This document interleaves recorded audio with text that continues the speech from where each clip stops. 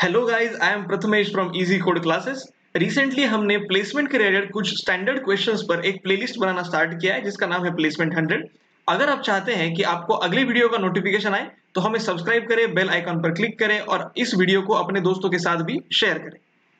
तो चलिए इस सवाल की तरफ बढ़ते हैं। This is a leet code question जिसका नाम है इमेज रोटेशन। ये एक 48 नंबर का क्वेश्चन है।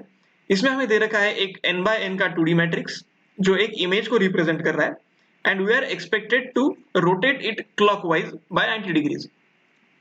जैसा कि आप इस सवाल में देख सकते हैं कि ये 1 2 3 ये जो फर्स्ट रो थी ये इसका लास्ट कॉलम बन चुका है। अगर इस मैट्रिक्स को आप ऐसे 90 डिग्री से रोटेट कर दोगे तो आपको ये वाला कॉलम दिख जाना चाहिए। लेकिन यहां पर एक कंडीशन दे रखी है that you have to rotate this image in place, मतलब आप एक्स्ट्रा मेमोरी स्पेस कंज्यूम नहीं कर सकते। इसी इमेज को, इसी मैट्रिक्स को आपको एडिट करके इस तरीके से बनाना है। तो चलिए देखते हैं कि इस सवाल को कैसे सॉल्व करते हैं। तो ये है हमारा इनपुट, जो हमें इनपुट दिया जाएगा लेफ्ट साइड का मैट्रिक्स, और उससे हमें बनाना है ये राइट साइड वाला जो कि रोटेट होने के बाद बनेगा। Just let me start with my laser pointer and yes it is.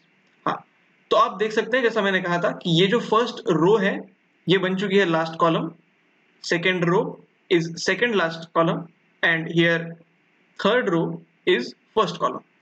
तो ये डायरेक्टली इमेज नहीं आएगी, हम एक बार इसका ट्रांसपोज लेकर देखते हैं। ट्रांसपोज का मतलब होता है कि रो को कॉलम से रिप्लेस कर देना। मतलब यहां पर देखो, ये जो 1 है इसकी पोजीशन क्या है, जीरोथ रो जीरोथ कॉलम, ये यहीं के रहेगा, यहीं रहेगा।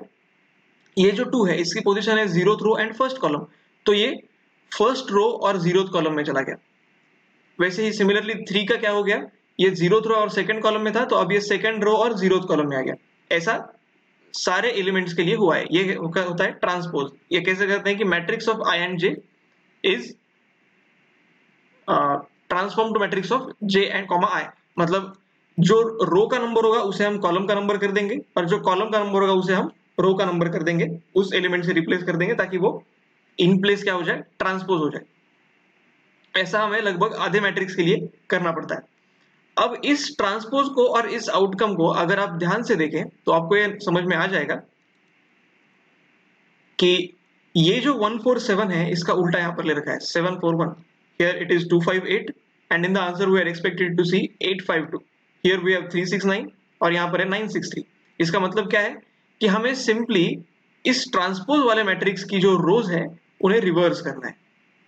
इन रोज को हमें रिवर्स करना है तो आंसर हमारा आ जाएगा। इस 147 को अगर हम उल्टा कर देंगे 741, इस 258 को अगर हम उल्टा कर देंगे तो 852 एंड 369 का 963 which is our final answer. तो सिंपल है, इसका डायरेक्टली हमें कोड करना है। तो चलिए बढ़ते हैं हम अपने कोड की तरफ। मैं इसकी स्पेस जरा सी बढ़ा देता हूँ ताकि आपको कोड दिख जाए। तो हमें यहाँ पर वैसे मैं C++ लैंग्वेज में इसे एक्सप्लेन कर रहा हूँ, आप पाइथन जावा किसी भी लैंग्वेज में कर सकते हैं। हमें मैट्रिक्स नाम के एक 2D वेक्टर का रेफरेंस पास किया गया है। ये vector is nonetheless same to arrays of C और लिस्ट ऑफ पाइथन। तो उनके फंक्शंस आप यूज कर सकते हैं। सी में आपको इनबिल्ट फंक्शंस नहीं मिलेंगे और पाइथन में आप इनबिल्ट फंक्शन यूज करके रिवर्स का ऑपरेशन कर सकते हैं। तो सबसे पहले हम क्या करेंगे, एक स्टैंडर्ड प्रैक्टिस ये करते हैं कि रोज और कॉलम का नंबर जो है वो हम काउंट करते हैं। भले ही एक n बाय n मैट्रिक्स है फिर भी हम रो और कॉलम को काउंट कर लेते हैं। लेट्स से हम n कहेंगे इसे। तो it is matrix dot size.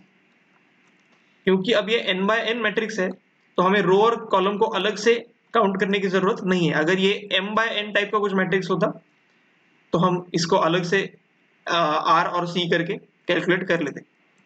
हाँ, तो अब हम क्या करेंगे कि पहले तो हमें डायरेक्टली उसका ट्रांसपोज लेना है। तो int i is equal to 0,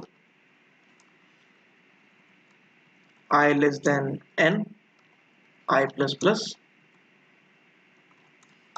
और उसके अंदर एक और फॉर लूप आएगा जो कहां से स्टार्ट हो जाएगा। Let's say int j is starting from i, j plus plus and sorry j less than n and j plus plus. हाँ, तो अब हम यहाँ पर i से स्टार्ट इसलिए कर रहे हैं क्योंकि अगर हमने इसे ऐसा 0 से स्टार्ट कर दिया तो जब हम इस एलिमेंट को देख रहे हैं, इस 2 को देख रहे हैं, तो 2 की पोजीशन क्या है, 0th रो और फर्स्ट कॉलम। तो जब हम इसे रोटेट कर रहे हैं, मतलब जब इसका ट्रांसपोज लेंगे तब वो कहां चला जाएगा, फर्स्ट रो और 0th कॉलम में। लेकिन जब इटरेट करते करते i और j की वैल्यू ये हो जाएगी सेम टू सेम, तब वो फिर से उल्टा होकर हमारा मैट्रिक्स जो है वो वापस पहले जैसा हो जाएगा। इसलिए हमें j इज इक्वल टू 0 से नहीं बल्कि j is equal to i से स्टार्ट करना है, ताकि एक बार अगर कोई चेंज हो गई पोजीशन तो बार बार उस पर हमारा ट्रैवर्सल ना आए। उसके बाद अगर हमें कुछ करना है तो that is swap. We will swap matrix of i, j with matrix of j and i। मतलब हमने क्या कर दिया कि इन दोनों को स्वैप कर दिया, 4 और 2 को हमने क्या कर दिया, 2 और 4 कर दिया, जिससे क्या हो जाएगा, हमारा पहले ट्रांसपोज मिलेगा। एक बार मैं आपको चाहूं तो पीपीटी भी दिखा देता हूं जो मैंने अभी आपको दिखाई थी। ये देखिए यहां पर हम क्या कर रहे हैं, ट्रांसपोज ले रहे हैं, मतलब i, j और ji को हम एक दूसरे से रिप्लेस कर रहे हैं।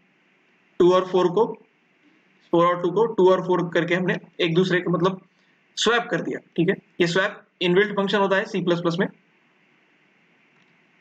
पाइथन में भी आप डायरेक्टली स्वैप कर सकते हैं, वहां पर तो आपको स्वैप फंक्शन लिखने की भी जरूरत नहीं पड़ेगी। और ये करने के बाद जब हमारी एक रो कंप्लीट हो जाती है तब हमें करना ये होता है कि उस रो को रिवर्स करना है। तो वेक्टर को रिवर्स करने का फंक्शन है यहाँ पर हमारे पास C++ में, which is called as reverse. और उसमें हम लिखते हैं कि आपको कहां से बिगिन करना है, तो हमें बिगिन करना है matrix of i dot begin यहाँ पर,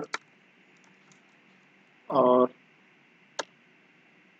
पूरी रो को हमें रिवर्स करना है तो मैट्रिक्स i डॉट एंड। और ये हो गया, दैट्स इट।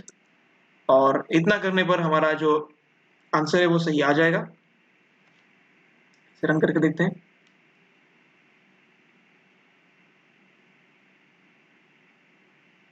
जी हाँ, ये हमारा आंसर जो है वो एक्सेप्ट हो चुका है। तो अगर आपको ये वीडियो अच्छा लगा तो लाइक करना मत भूलिएगा और अपने दोस्तों के साथ भी इसे जरूर शेयर कीजिएगा, ताकि हमें भी मोटिवेशन मिलेगा। और आपके पास अभी अगर कोई अपना ग्रुप हो जिसके साथ आप डिस्कस करके प्रॉब्लम सॉल्व हो तो आपकी अच्छे से और प्रैक्टिस होगी। Thank you.